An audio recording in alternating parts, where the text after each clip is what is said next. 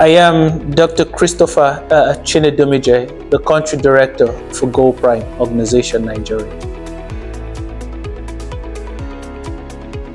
Yes, there wouldn't have been a better theme for the 2024 commemoration of the International Day for Education, because you and I agree that we are living in a world bedeviled by conflict.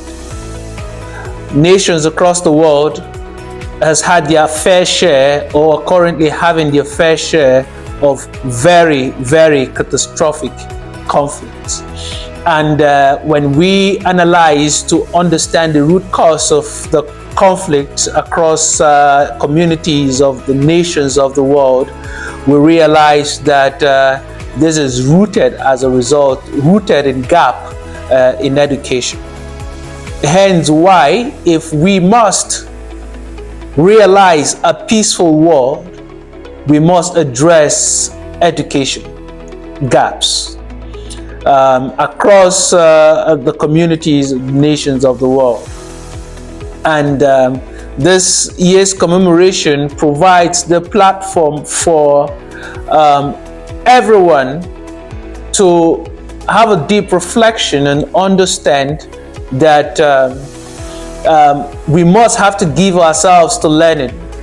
We must have to support those that are under our authority to learning, so that we're able to address the different misconceptions we have in the world, cutting across cultural misconceptions, political misconceptions, value misconceptions, so that we can collectively contribute to the realization of peace first in my country, Nigeria, and across other communities worldwide.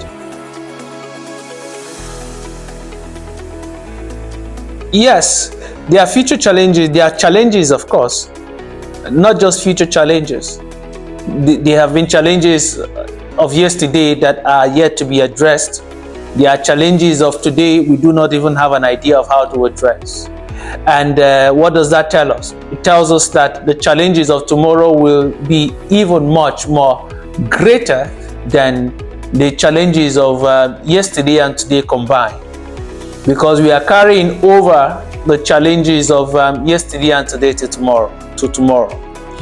Hence why we must be very, very intentional in addressing every issues around education, which cuts across quality of learning, which cuts across education of structures and supplies, which cuts across addressing cultural stereotypes, etc.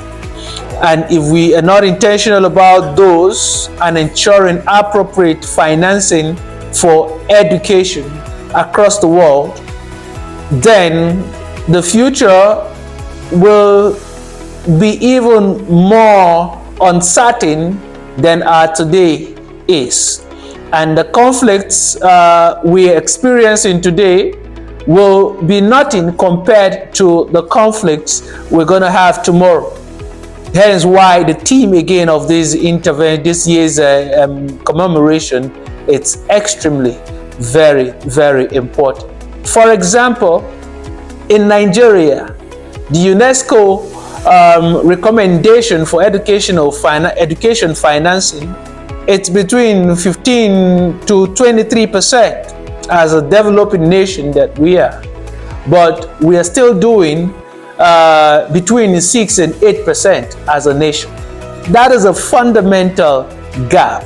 And what does that establish? It establishes that very much far from what the minimum criteria for realizing peace is as recommended in Nigeria. Quality education is not something you achieve in isolation. Quality education, it's something that we achieve collaboratively via revitalized partnership. So all relevant stakeholders cutting across the private sector, development partners, both locally and internationally, we have to come to the table to draw up a plan on how we address the gaps in education in Nigeria and also across other countries of the world.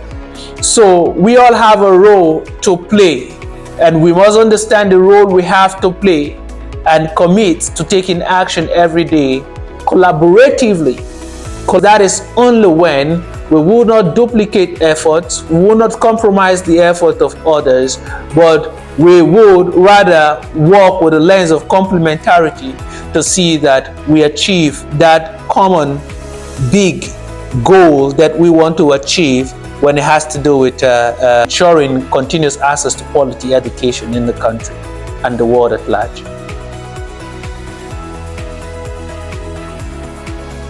Policymakers need to ensure that we go beyond making policies to ensuring that we implement policies.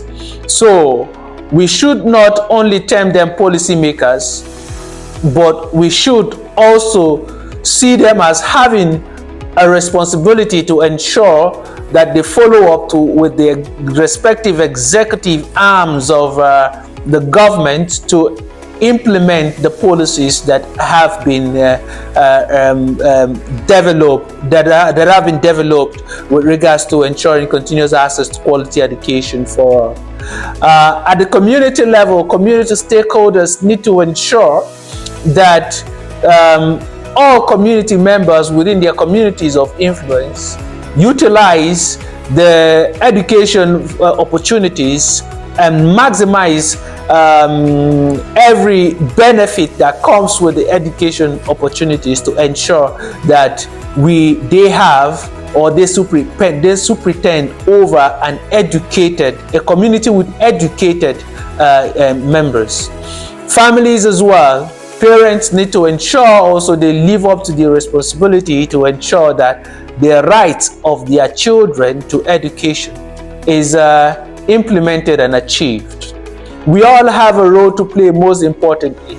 The development partners, the private sector organizations need to also ensure that they commit to quality implementation, quality monitoring and evaluation of education interventions across communities and nations, continents, and the world at large, so that we will tomorrow be proud that we took action today that delivered a world that is well informed tomorrow. It is only an informed world that can be a peaceful world. I repeat, it's only an informed world that can be a peaceful world. And we all have to work together to achieve that.